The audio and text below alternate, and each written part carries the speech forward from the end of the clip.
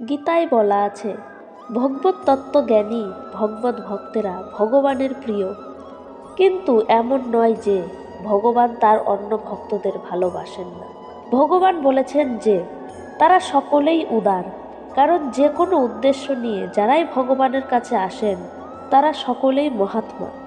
ভগবত ভক্তির বিনিময়ে যে সমস্ত ভক্ত কোনো কিছু লাভের আশা করেন, ভগবান তাদেরও গ্রহণ করেন, কেননা সেক্ষেত্রেও প্রীতির আদান প্রদান হয়।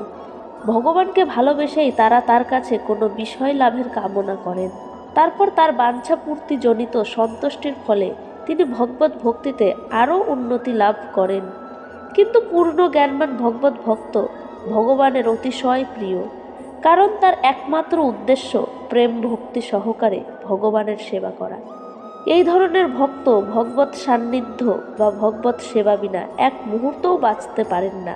তেমনি ভগবানও তার ভক্তের প্রতি এতই অনুরক্ত যে ভক্তকে ছেড়ে তিনিও থাকতে পারেন না।